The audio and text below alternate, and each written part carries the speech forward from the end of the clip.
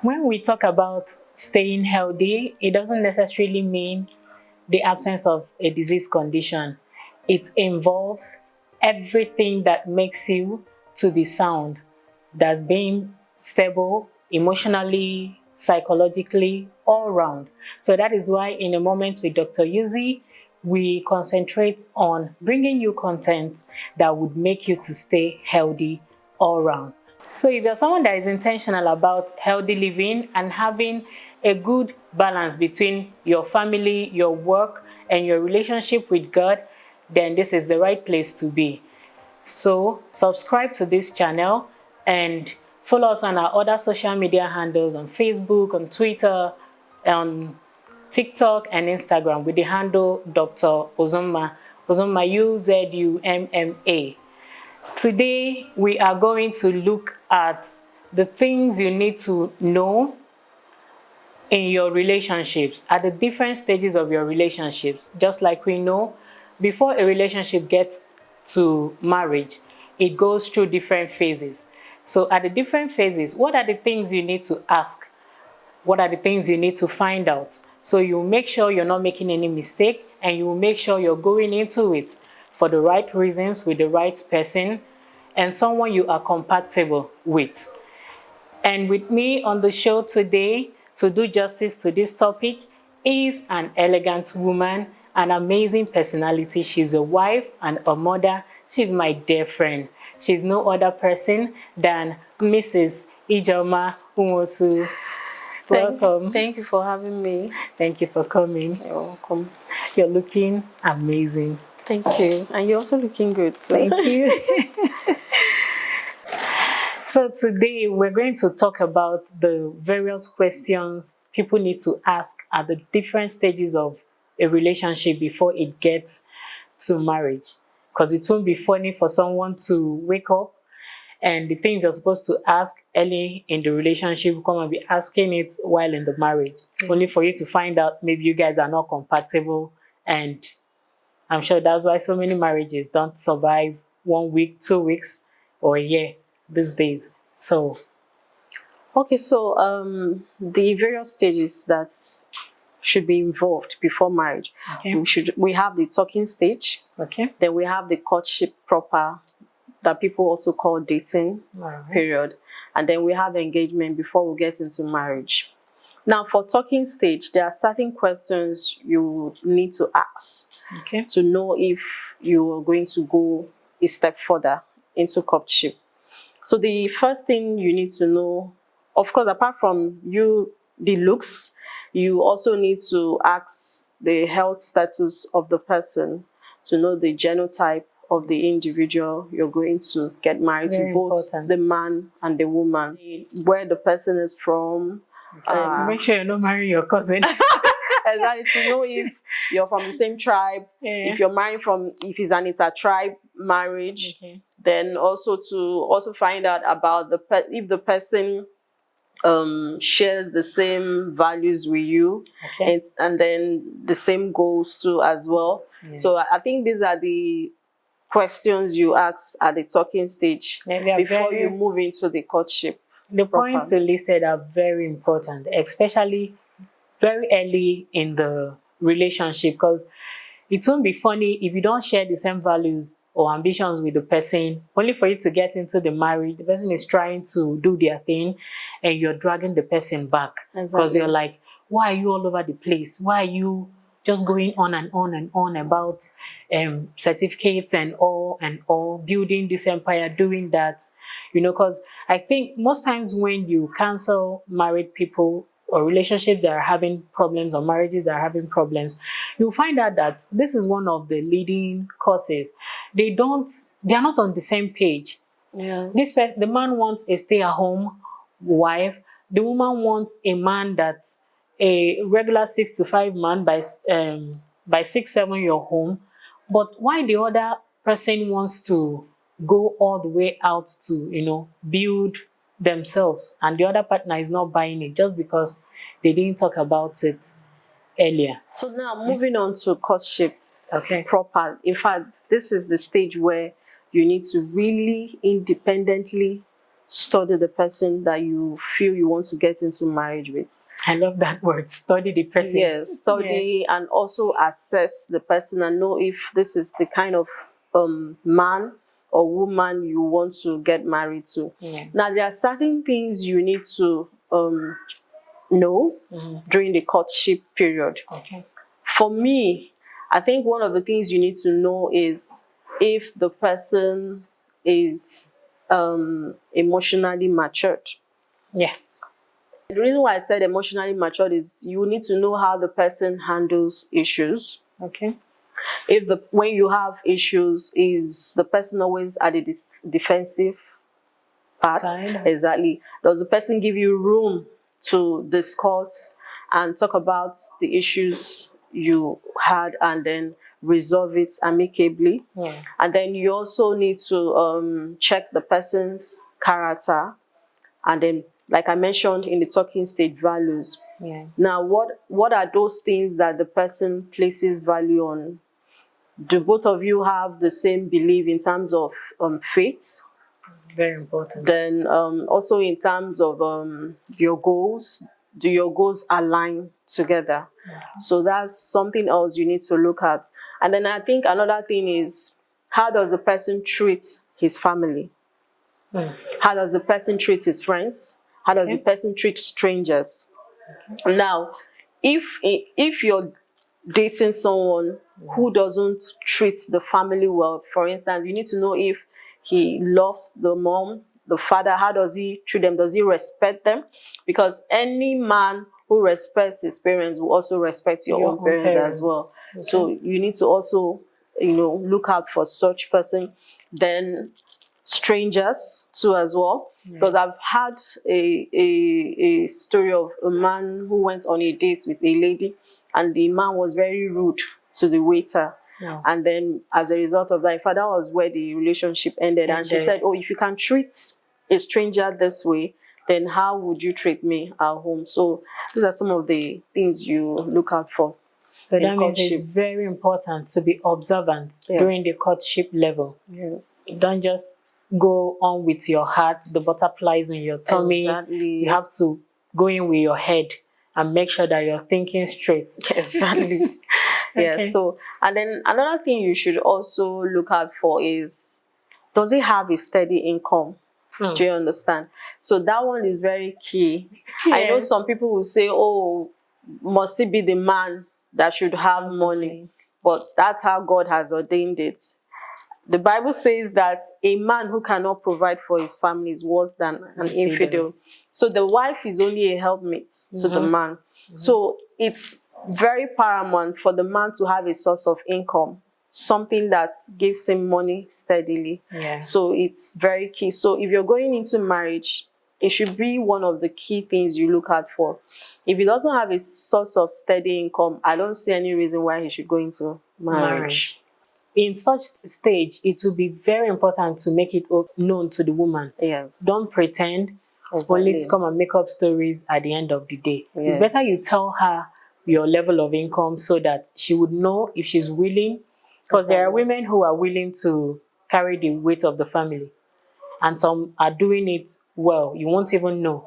So you just make it open to the woman so that if she's willing, she would go with you. If she's not willing, she would back out in time. And then I think another thing to also look out for is, when you have issues, how is it being resolved?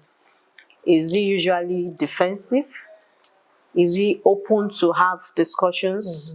Because communication is key in marriage. And if you can't establish communication during courtship, then it's going to be difficult to communicate during marriage. In fact, it's one of the key things that married couples should engage in, communication. Because if there is no communication, there will be lots of assumptions. Because you assume this, you assume that. So at that courtship level, if you're able to communicate and talk about your differences when you have issues, and then have a forgiving heart. Because there are people, when they have issues, you know, they talk about it, and then maybe in a month or 2 months time, when another issue comes up, no, they begin to refer back to what happened. So you're no. supposed to be matured Enough enough to let go. exactly. So you should also know if that's the kind of person you want to get married to. Do you want to get married to someone who would always carry over issues, or someone who wants to let go, you know, talk about it and it ends there? So, and unfortunately, if the two of them have the unforgiving spirit, that means the house will be worse than the hellfire. Exactly. So I can imagine, yes, 10 years ago you did this exactly. You know? No. And then the person might say, oh, I'm just saying it because I'm trying to have a reference to let you know that this has been going exactly. So, you know, one should keep such people far away from exactly. So these are some of the things, you know, which people should look out for during courtship before they get into the marriage proper. Thank you for the points you've said so far. I'm sure we've learned so much from all that she has said. So concerning financing, okay, where and when do you think it should be talked about, and what exactly should be talked about? Okay, finance should be talked about during courtship. Okay. Okay, so for spouses who are working on in a situation whereby both spouses are working, you should be able to talk about the area of the duties you want to take care of, you know, in the finance, or a percentage. What's the percentage of my income am I going to bring out at the end of the month? Okay, are we going to have a joint account where a percentage of our income goes into? Exactly. So these are some of the things that couples should also talk about. Now, a situation whereby the man has an income while the woman, as at that time, doesn't have an income. Okay, the man still knows he is going to foot the bills, or the man is expectant, feeling that, okay, you're going to get something doing later on. So the man also wants you to also partake. You know, the woman is a helpmate, so you should also assist, help in the financing. That's a very good point. So I would just want to say to the men, if at any time you would want your woman to help with the financing at home, it's good to communicate that.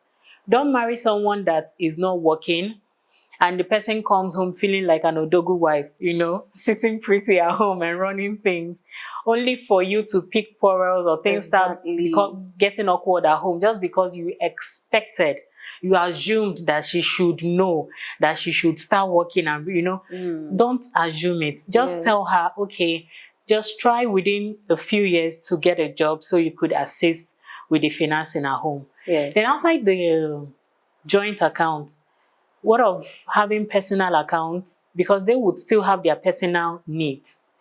Because the joint account will be for their nuclear family. What of the helping extended families or doing some other personal stuff? Okay, so I'm of the opinion that apart from having a joint account, it's also necessary for the woman or the man to have their own personal account, because of course you have personal expenses. And for the woman, you know, sometimes you want to assist your own extended family. You wouldn't want to come, you know, burden the man. So I think it's necessary for you to have your own personal account. And this thing should be talked about in details. Yes, during courtship, so that it doesn't bring issues during marriage. Whereby the man will say, oh, every money should go into the joint accounts. I've had cases like that where, you know, the man said, you're not supposed to have your own personal account. Every money should go into the joints. I should know what you spend your money on. You know, situations like that. So these are the things you should talk about during courtship, so that you don't get into marriage and it becomes an issue. Because most times finance is usually a very key factor. Yes, one of the major things that, you know, makes couples quarrel. Some even get to the point of divorce. Finance, so because one person is feeling the weight more than the other person. So it's something that it's a key thing to talk about during courtship. Okay. Then what about extended family members' involvement in the nuclear family? Okay. When are they supposed to talk about it? And So for me, I think in the early stage of marriage, I feel like the extended family are not meant to live with you, because this is the stage where you're both trying to live together, know yourself. know yourselves, and then be able to work out your differences, and I feel like you need some privacy at that early stage of your marriage, except probably during courtship you discover that the person is already living with a family member. Of course, if the person is already living with a family member, you shouldn't be the one to chase. come and chase the Exactly. person, So everything has to be communicated. There should be an understanding. Yeah. So if the man is already living with a family member, then you should know how you can be able to accommodate such person. Do you understand? Yeah. And then there should be boundaries. You have to set boundaries too, because of course the extended family member should know you are now the wife of the brother. So there should be respect, there should be mutual respect, and there should be boundaries. So that's what I feel. I think that would be very beautiful. It would create a good platform for you, for the woman to walk in. And if any woman that walks into any family with such platform already created, should be wise enough to take off from there and live happily with them. Yes. Because the problem is always, you don't do anything, the woman would now come in and now start creating the boundaries herself. Maybe trying to let this person know I'm your brother's wife, even if you're older than me. There are just some things you can't say to me. Yes. You can't go and be sending your brother's wife on errands like go and wash my clothes or something like that. It should be talked about. Then if it's something you'd want to accept, fine, you go. There are some ladies that will say, no, I don't want to go into exactly. So these are the things you should also talk about during courtship. The parents could still be staying with the person, the parents, and they will tell you, I can't send my parents out. Yes. So it's good if you have a problem with it as a man or a woman, you talk about it. Yes. So that you would make sure you're willing to go into all that. Accept the baggage, whatever comes. Exactly. Whatever comes with the marriage. So, what's love all about if you can't accept the person wholeheartedly? Okay, so in courtship too, another thing we should talk about is hidden secrets. Do you understand? So hidden secrets like what and what? Okay, so both parties should be able to tell each other if they have a child prior to the courtship, so that they know what they are going into. You understand? Yes. Now, if there's a child involved, then both parties should also know if they would want to continue in such relationship, or they would rather not accept that. Exactly. So they should also have such discussions to be very sure about because if there is a child involved, are you bringing the child home, or is the child staying away from the marriage? And you make sure it's okay by the two parties. Yes, it's not when during the marriage proper that the woman or the man finds out that, oh, you already had a child, and it becomes an issue. So there shouldn't be it will really distort the trust. Exactly. Because if you could hide such big thing, that means you can hide anything. So there shouldn't be any hidden secrets during courtship. In fact, that's when you lay it bare. Yeah. So it's very important to talk about that. And the hereditary diseases, just like you said, is also good to know that, so you know what to expect. Because most times those diseases might not even be manifesting in your partner. It might be something that when they now have their children, but when you now have your children, you would begin to see it.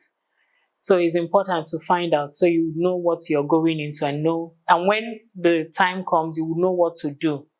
During courtship too, it's usually necessary to still talk about sexual compatibility, because you see in marriages where it's also an issue.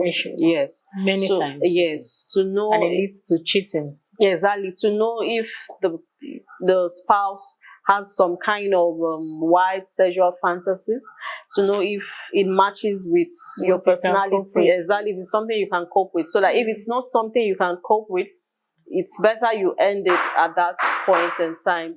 And then I feel like when both spouses or intending spouses finds out that, oh, during courtship, that this is not the kind of person they want to be with, is always good to end the courtship at that point. I feel like if you feel you can't go further with that person, it's better both parties just move part their ways. Yeah, so whatever you cannot cope with in marriage, it's better you do not even go into it.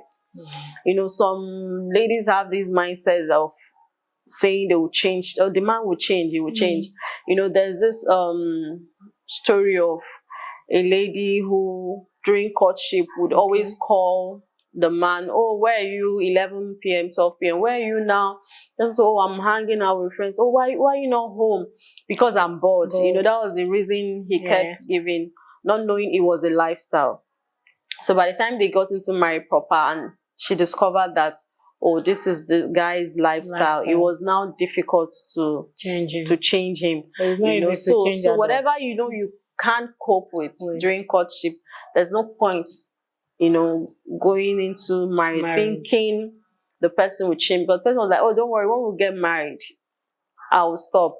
I'm actually doing this because I'm lonely. There's no one at home to talk with. So during marriage, you shouldn't have some kind of expectations, so you just have to flow with the whole process, and then both of you work things out. Yes, because it's a work. Exactly. Marriage requires so much work. Yes. Yeah, so and two cannot work together except they agree. Exactly. So yeah, that's it. Thank you so very much. I'm sure we learned a whole lot from today's topic, and I know that we're going to implement everything we have learned today. So now we know that relationships come in different stages before it gets to the permanent side, that is the marriage.